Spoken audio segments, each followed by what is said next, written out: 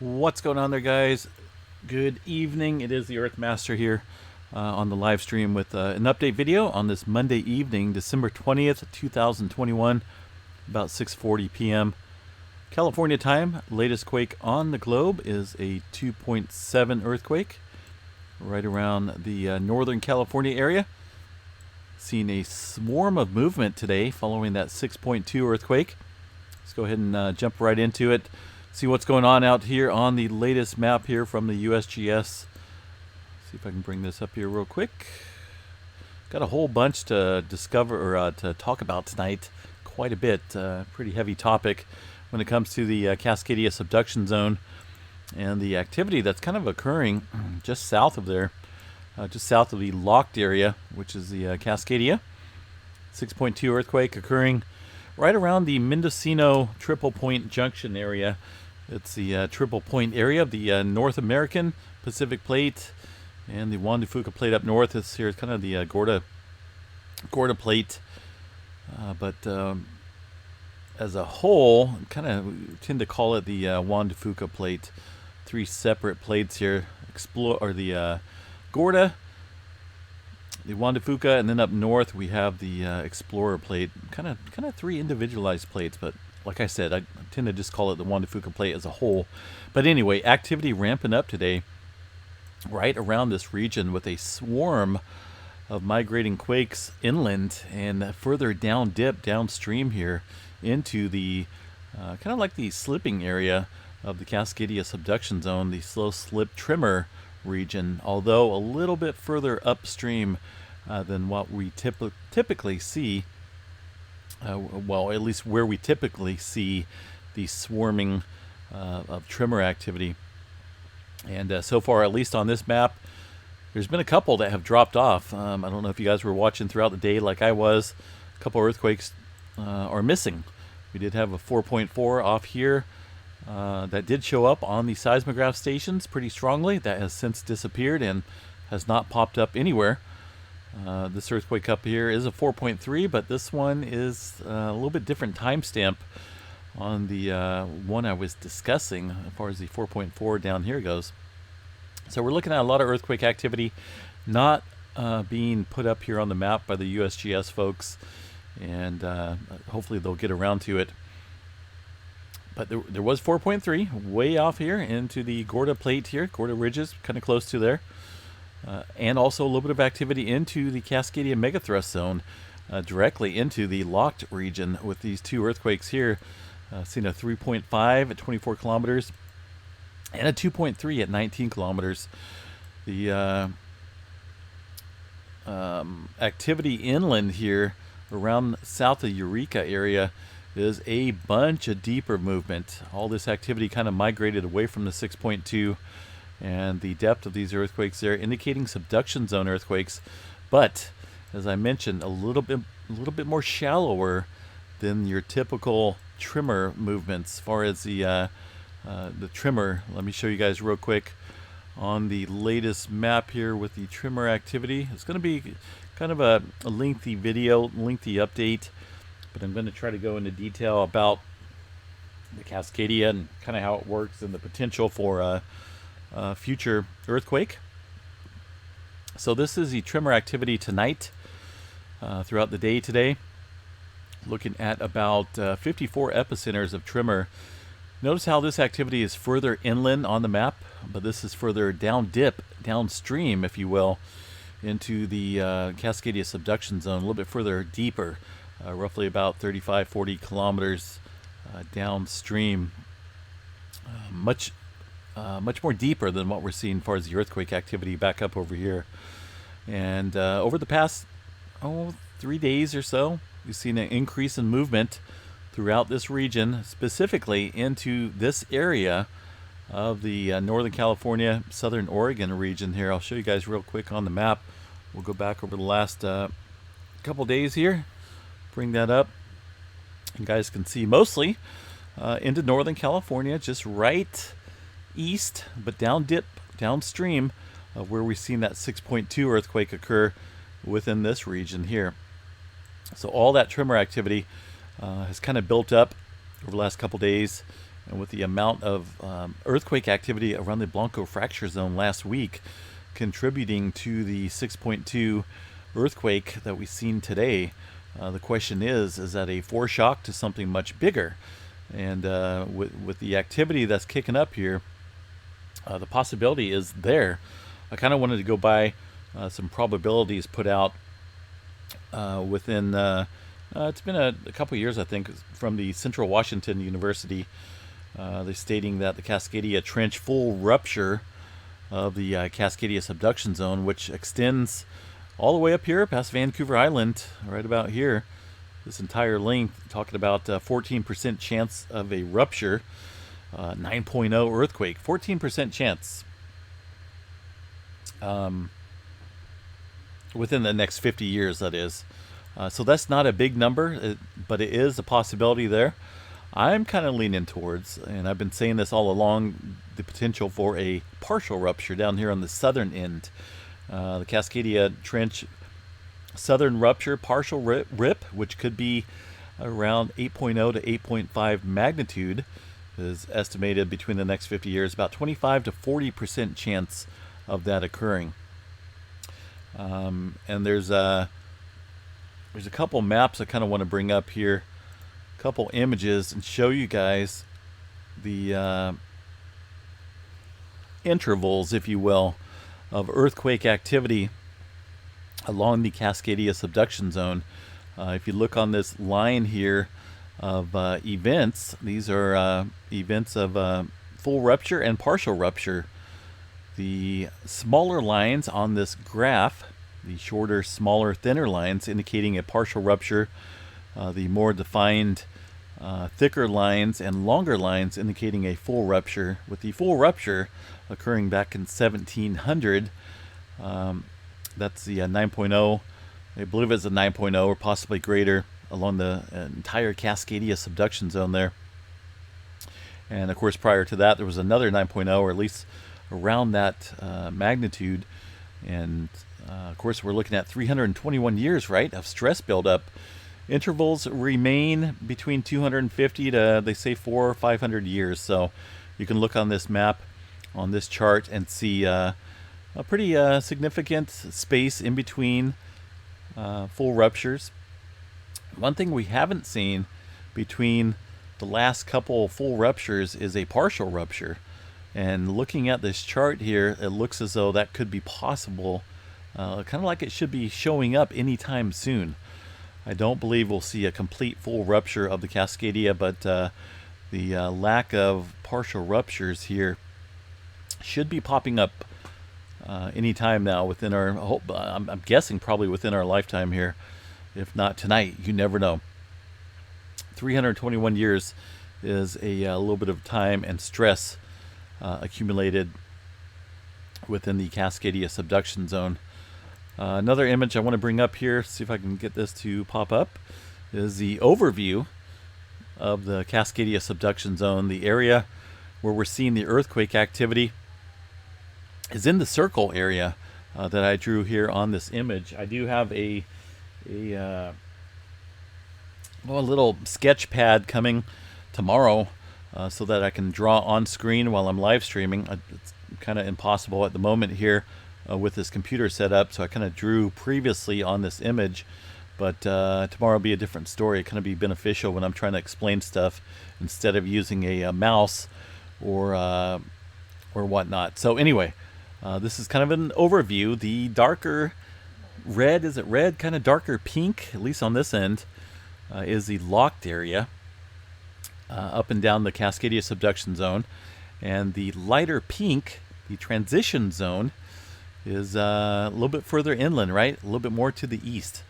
But this earthquake activity kind of occurring right there, very close to the locked area, the locked and loaded area, if you will, of the southern end of the Cascadia Subduction Zone. And a lot of that activity today that we've seen migrating towards the northeast, towards the Eureka area, is kind of transitioning into the, the transition zone. But as noted on the USGS map, there has been some earthquake activity into the locked area. And that's kind of what we're kind of getting at and kind of worried about a little bit. We have seen further earthquake activity within this region over the years. I want to bring up a map here and show you guys some activity that has occurred. I typed in 1600 as far as the USGS catalog search here goes. It does include the 9.0 1700 Cascadia earthquake back on January 27th. It doesn't show a depth here, but they do have the epicenter off the coast of Oregon. And looking at the activity here over the years within this region, there has definitely been some buildup of earthquake activity, and we haven't seen it trigger the big one along the Cascadia. But you know, how many more earthquakes is it going to take to possibly trigger one? That's kind of what I'm getting at here. It could be we could have another aftershock tonight, or a further earthquake around the region that could possibly finally trigger it. We just don't know. But we can't look at each of these earthquakes that have occurred throughout history and think, well, these never triggered the big one, so this one will never trigger the big one. That's, you know, that's not the way to look at it. There's always a chance of potentially an earthquake causing the Cascadia to rupture. I want to read something that a lot of folks know. The Dr. Lucy Jones, she is a spokesperson and a seismologist and whatnot. Pretty informational when it comes to her knowledge. Let's see. She wrote a few things about this earthquake activity. And I kind of want to bring it up here. There's a couple articles that she wrote here. One of them from Dr. Lucy Jones states, foreshocks do happen near their main shock, so a quake near a major fault is more likely to trigger a big one than a quake somewhere else. It's kind of like a riddle. You know, riddle me this. What does that mean? Does that mean that she's saying there's a possibility of a big one, of this type of earthquake activity triggering the big one? Potentially. Let's see here. She is also stating, this one came out a little bit ago, a reminder that we never know if any quake will be a foreshock before the main shock occurs. Kind of just what I was pointing out. She states that she spent a good part of her career looking for something about foreshocks that would look different and never found it. Okay. So that's why she states there. I kind of like to read her articles because she is knowledgeable on a lot of stuff, but she is kind of eating her own words when it comes to what was occurring here in this area. Last week. I'm going to go ahead and bring up the activity into the Blanco fracture zone, right? Last 30 days, let's just go 2.5 and above, although this area does not include all the 2s that are missing, all the 1s that are missing. This only covers 3.0. 131 earthquakes along that swarm of earthquake activity on the Blanco fracture zone. Is it separate from the Cascadia Subduction Zone? Yes, because this is not a subduction zone, but it is associated with the specific plate that subducts. So this is in relation and does have a similarity, or at least a contribution to the activity that's taken place here in this region, the Cascadia. The specific plate dynamics show pressure gradients pointing down in this region here. I wish I could draw on the screen. I will tomorrow. That's a promise. I need a sketch pad. But pressure gradients pointing down towards this area, and that was a given. Did it take a little while for it to kick in? Possibly, yes. And it's been what, over a week or so ago? That activity since it's occurred.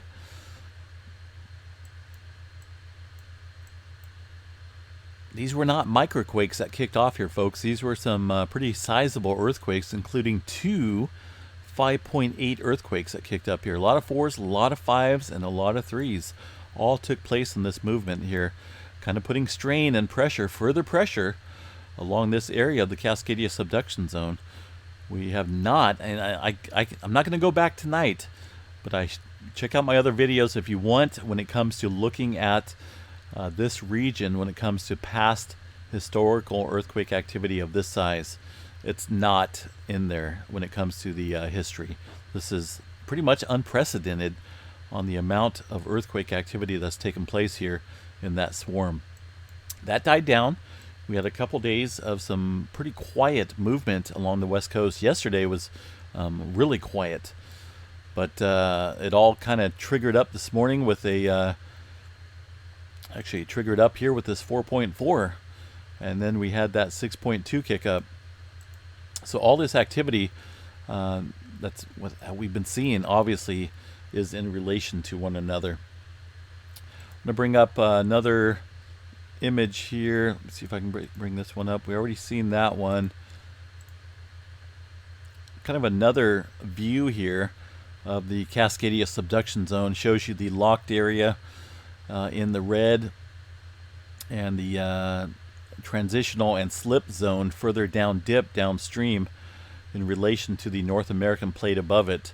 You guys can kind of see that cutout there. The earthquake activity we were seeing today is right there in the X's, right around the transitional zone and the locked area. That's kind of why I'm putting out this video, to inform folks the potential of all this activity. That map kind of shows that region here. Man, I wish I really had the sketch pad. It's so much easier.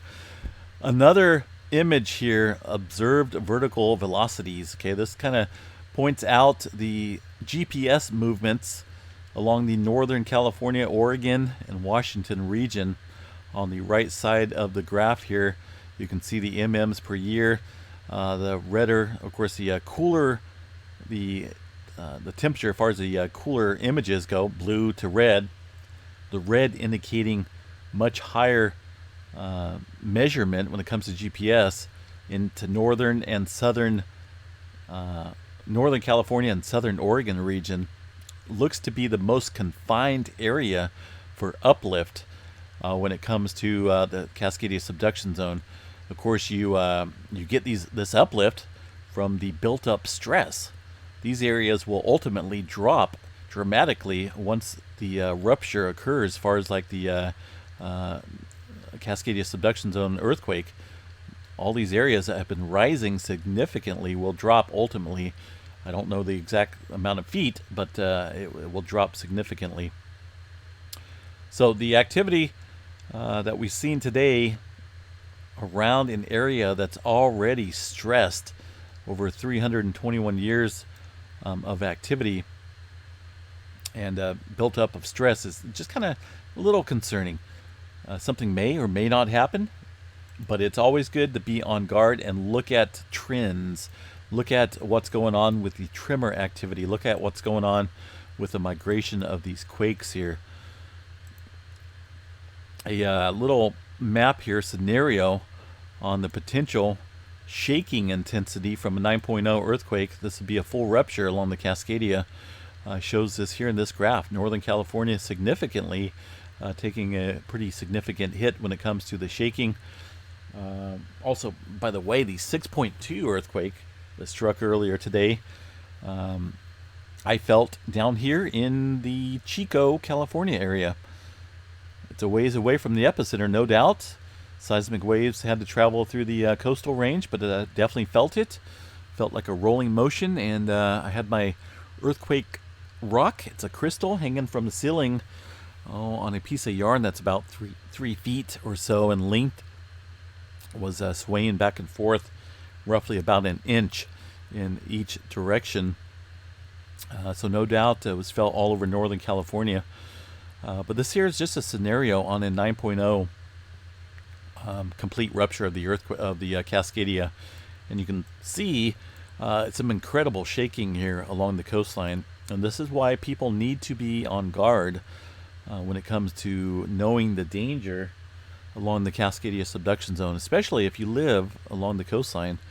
The majority of people I talk to from the Eureka area northward into southern Oregon, even though there's tsunami warning signs all over the place saying that you're entering a tsunami warning zone or whatnot, you know, they're all over. If you've been on the Northern California coast, you'll see them. Oregon as well. A lot of people do not even know about the Cascadia Subduction Zone. what's that? What's that? It's like, how can you not know? It's something that needs to be informed. People need to be informed about it for sure when it comes to this area. It's no joke. So do your research on the Cascadia if you are in this region. Little article here from the Timblr website as well, timblr.net, locking models. Okay, this here is a little map when it comes to the locked zones of the Cascadia. This here is actually a really cool map to look at because it shows you where most of the tremor activity takes place in the Northern California and the Washington areas northward. And it appears as though, at least according to this map, that the more tremor, the higher the locked area, as far as like the more intense the locked area region is. And that would include areas off the Washington coast there and Northern California. Right here within this region is the most locked areas. And also over here on the right side of the chart, tremor density shows you the relation to the tremor and the locked area. Like I mentioned, we see majority of tremor within this region.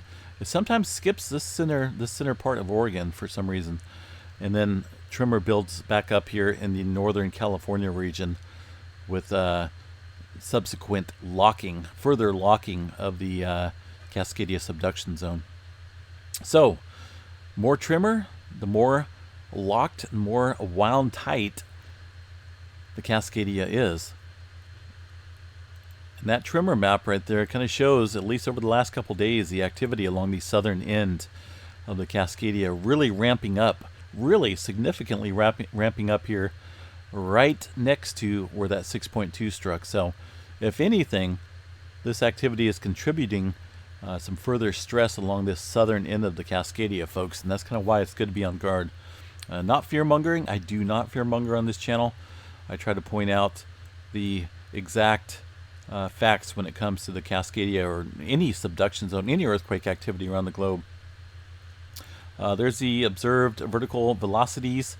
Northern California, once again, southern Oregon, or the central Oregon area, pretty calm. I do want to go back. Let's go ahead and go back a little distance here. If you guys remember, we had a month of like no activity.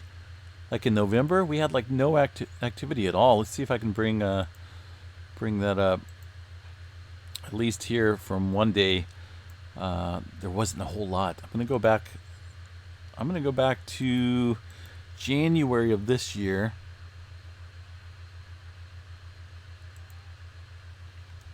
To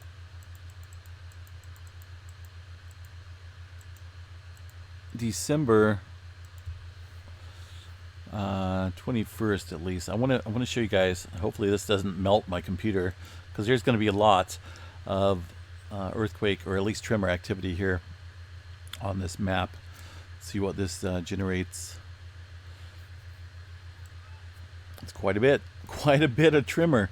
There's and this is kind of filled in. It's kind of interesting here, although it's not as dense in this region in this map I was showing you guys, as far as the relation to the locked area, the locked zone along the Cascadia.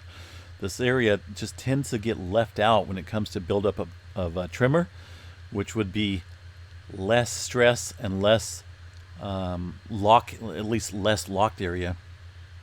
But looking at this tremor map, this shows 57,000 epicenters of tremor, and we've seen quite a bit of it this year. And a lot of it, I would say the majority of it, was into Northern California, no doubt. And that's kind of a significant movement. But does this mean, all this activity, does it mean that the Cascadia is going to rupture? Absolutely not. We just don't know. That's kind of why I've been studying all this activity for quite a while when it comes to tremor and just general earthquakes in this region. It's very valuable to look at this stuff. Hopefully, and there's no doubt everyone's keeping track of all this stuff, but hopefully, if and when the big one does hit along the Cascadia, even if it's a partial rupture, we can go back and look at the activity that kind of took place beforehand, and hopefully give people a heads up if the next one, once the next one does hit. So it's pretty crazy, folks. Let me tell you. I want to show you guys the. Let me see if there was something else I wanted to show within this region. This here shows the locked area. Once again,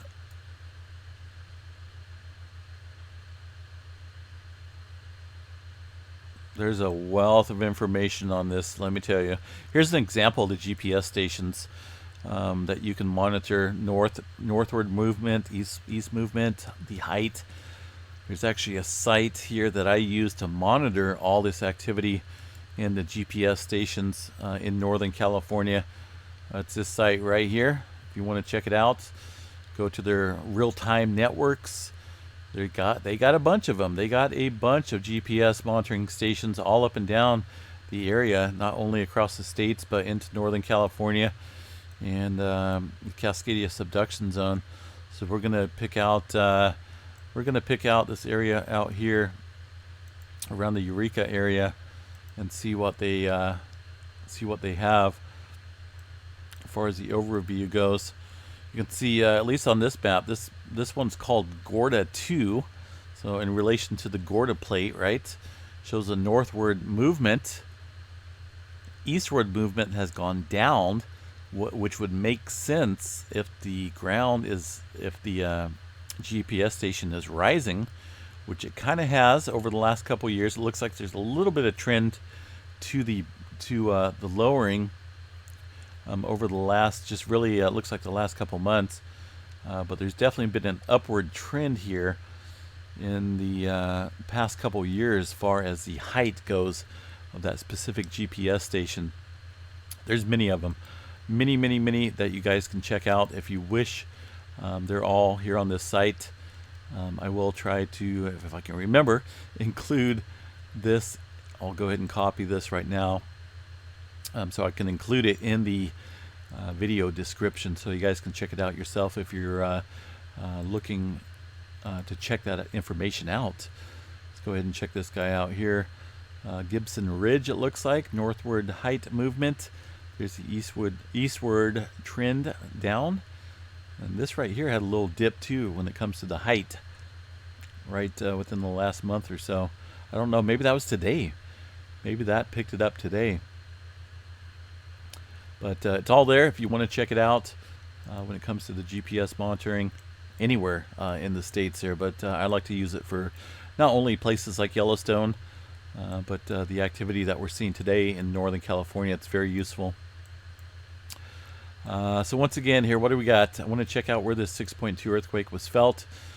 They did revise the depth. It was originally, I think, a 6 to 8 kilometer depth. That was revised to 15.2. That's right around the area where we would see the locked region, the locked area along the Cascadia, pretty deep. Not super deep into the Tremor region or the transition area, but in the locked area. You can see historical earthquake activity, no doubt. It's definitely there. It's been, it's common, right, to see earthquake activity, but is this all common when it comes to the massive amount of swarming activity we've seen over a week ago along the Blanco fracture zone? You know, is this all pointing to something bigger? It's a good possibility.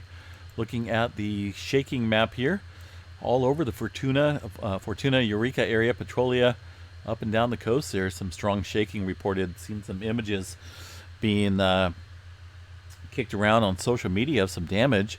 I do want you guys, if you want to be featured on the update video, probably do that maybe tomorrow. Send me, if you have any damage photos from the Eureka or Northern California area that you would like to share here on the channel. Send them to earthmastermel@gmail.com, and I will include them on my update video tomorrow. Whether it's broken windows or stuff being knocked down, let me know. But I've seen some windows and whatnot shattered around the Eureka area with some strong shaking reported by quite a few folks. This earthquake was felt from Bay Area, San Francisco southward, Stockton, Modesto, up through Chico where I live, and all throughout Redding and whatnot. So the valley location seen quite a few reports of people reported that earthquake, even parts of southern Oregon as well. So, and that's just from a 6.2. You guys seen the map that I showed you. If there was a 9.0 earthquake along that Cascadia, it'd be pretty significant. And that's just the shaking. It does not include the significant tsunami that would be reported or produced. Let's see here. What else we got when it comes to fault plane solution here? What do we got? Where's the depth? 39. See, these guys are kind of showing 39 kilometers here. At least on that one. This has not been reviewed by a seismologist. The data below are the most preferred data available, so they will, I'm sure, get to it all and come out with a final calculation when it comes to the exact depth. And who knows, the magnitude may get revised as well. Some people reported this as a 6.3. Originally came in as a 5.5, 5.7, and then upgraded to a 6.2.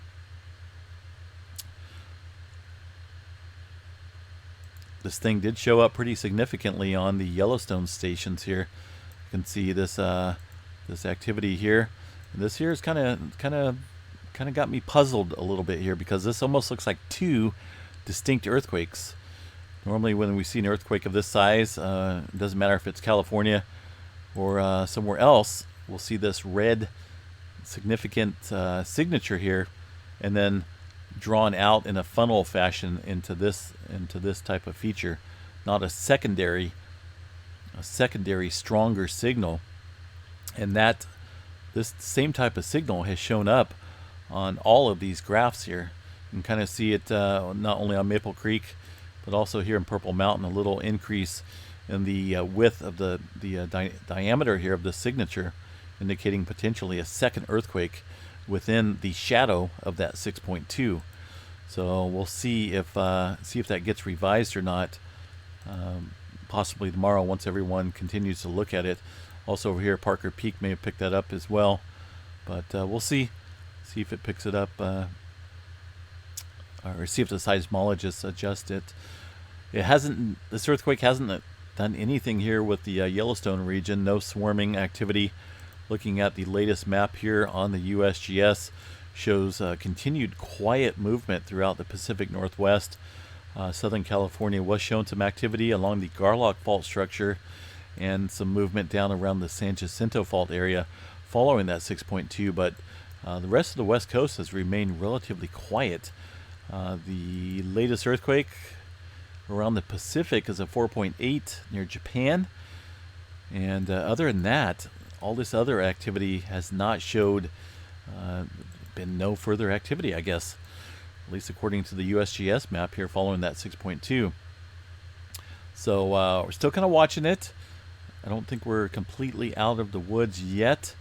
There's a lot of activity that is showing up here on the map, but a lot of it has not been added up onto the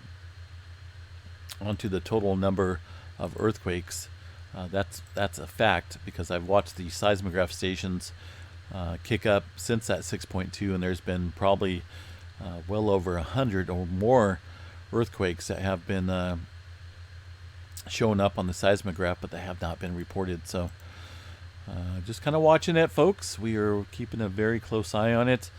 The seismograph station here near Petrolia is the one to watch for these earthquakes, and of course all those little spikes there indicating the earthquake activity.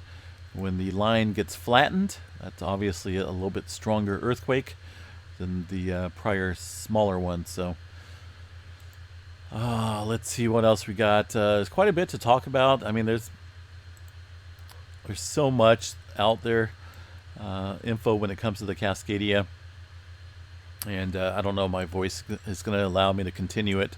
Got two sick kids in the house, and I think I'm kind of getting whatever they had, but the best thing to do is be prepared out there, and just be informed when it comes to this subduction zone. It's a beautiful countryside up there.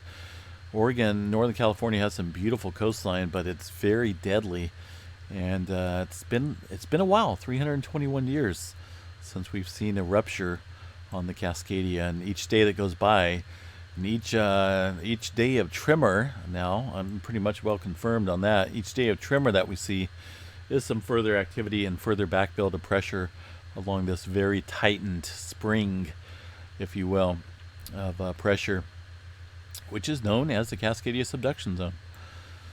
Let's see what else we got here, folks. I think I'm going to end this right now. The solar, I do want to cover solar weather activity. That thing's been kicking up as well. They've upgraded the 3-day geomagnetic forecast as far as the aurora goes due to a CME that was produced. Had a M1.8 solar flare that kicked up around 2908, sunspot number 2908. It did produce a faint, slow-moving coronal mass ejection, better known as a CME. It appears to be headed mostly to the southeast and away from our planet. Looks like a minor glancing blow, but these guys right here indicating a heightened chance of some storming in the coming days. C flare remains at 80% chance, 25% chance for an M flare, and X flare still remains at a 5% chance. You can see the sunspot activity really ramping up here on the sun. These are growing, but the dynamics of them, the magnetic polarities of these are not specifically designed for any massive flares. But who knows? These things are definitely big. They may start popping off once they go around the sun, or at least on the far side of the sun, away from Earth. But back behind it, there's some further sunspot activity kicking up, and it's definitely worth watching as we're seeing a lot of activity ramp up here on the sun recently. All right, guys, have a good day, good night out there. And like I say, if you guys want to include your damage photos or any type of interesting photos from the earthquake activity off the coast of Northern California today, please do so. The email, once again, here at the channel is earthmastermail@gmail.com, and I will include those in my update video tomorrow. So for now, hopefully that's it, unless something else changes. Have a good night, everyone, and stay safe out there. We will chat you guys a little bit later.